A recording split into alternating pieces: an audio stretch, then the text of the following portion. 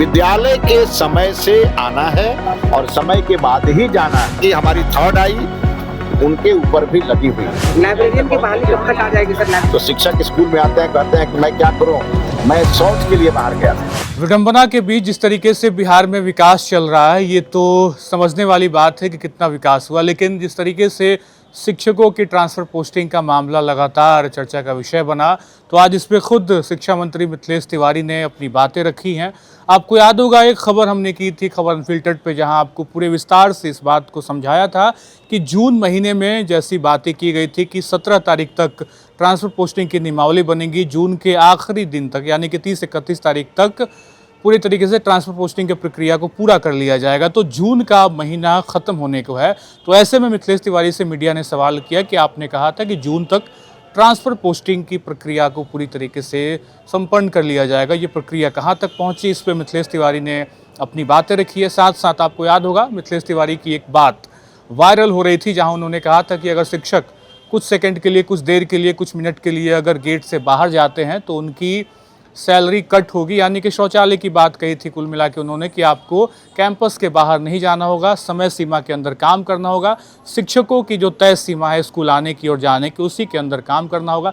इस पे भी उन्होंने अपनी बातें रखी हैं कि बिल्कुल सारी सुविधाएं स्कूल के अंदर हैं, तो बाहर जाने की कोई तुक बनती नहीं है। उन्होंने कहा कि तीसरी आंख हमने खोल रखी है शिक्षकों पे, और साथ साथ लाइब्रेरियन की बहाली पे भी उन्होंने अपनी पूरी बातें रखी है। तो सबसे बड़ा मुद्दा इस वक्त लाइब्रेरियन की बहाली का है, जो कि 18 साल से अटका हुआ है, और साथ साथ शिक्षकों की ट्रांसफ़र पोस्टिंग। और आरा में जिस तरीके से एनकाउंटर के बाद जो माहौल आक्रोशित है, भरत तिवारी एनकाउंटर को लेकर भी क्या कुछ कह रहे हैं शिक्षा मंत्री मिथिलेश तिवारी, आपको सुनाते हैं। और प्रतिदिन हमारे कोई ना कोई मंत्री बैठते हैं। आज चूंकि शिक्षा विभाग का दिन था, उच्च शिक्षा मंत्री जी ने भी लोगों को सुना और हमने भी अपने विभाग की समस्याओं को सुना।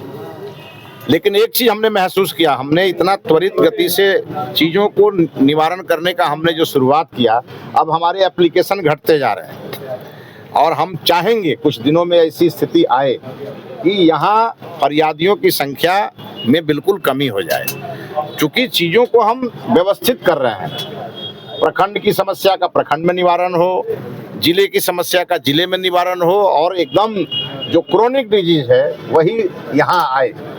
और इसको लेकर के हम अपने विभाग में नवाचार लागू करके, टेक्नोलॉजी का सहारा लेकर के और संवाद से समाधान करके इन सब चीज़ों को कर रहे हैं। आज पंचायत बुलाया गया सर भोजपुर में भरत तिवारी एनकाउंटर मामले में, कैसे इन सब सरकार ने बहुत अच्छा इनिशिएटिव लिया है। हम माननीय मुख्यमंत्री जी को इसके लिए धन्यवाद देते हैं कि डीएसपी से नीचे के सभी अधिकारियों को उन्होंने तत्काल प्रभाव से हटाया है, सस्पेंड भी किया है, कुछ लोगों पे एफआईआर भी हुए हैं। और अब चूंकि न्यायिक जांच की घोषणा हो चुकी है, तो जब हाई कोर्ट के एक अवकाश प्राप्त न्यायाधीश को जांच करनी है तो सबों को उसका इंतजार करना चाहिए और जांच प्रभावित न हो, इसके लिए कोई माहौल नहीं बनाना चाहिए। और मैं मानता हूं कि हमारे माननीय मुख्यमंत्री जी हर स्थिति में न्याय करने के पक्षधर हैं, तो न्यायिक जांच की रिपोर्ट आने तक सबको धैर्य रखना चाहिए। और निश्चित रूप से मुझे विश्वास है कि जिनके भी मन में ये विषय है कि अन्याय हुआ है, उन्हें न्याय जरूर मिलेगा। बिहार के मुख्यमंत्री टपोरी वाले भाषा बोलते हैं, किसने कहा? आलोक मेहता। अब आलोक मेहता जी कहाँ से पढ़े हैं और उनके नेता किस प्रकार की भाषा का इस्तेमाल करते रहे हैं, ये तो आलोक मेहता जी को बढ़िया से मालूम होगा। सर, शिक्षकों को ट्रांसफर पोस्टिंग का मामला कब तक सॉर्ट आउट हो गया? बहुत जल्दी सॉर्ट आउट हो जाएगा। आपने जून तक का समय दिया था, जून अभी बीता कहाँ?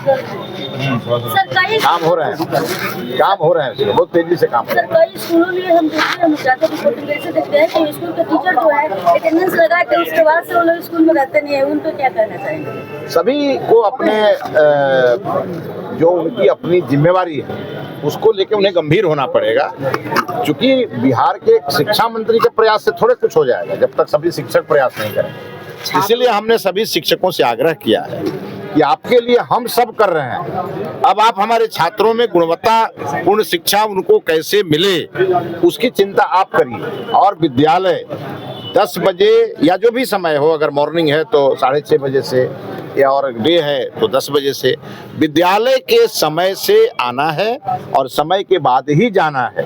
और विद्यालय में सभी प्रकार की मूलभूत सुविधाओं की व्यवस्था सरकार कर रही है।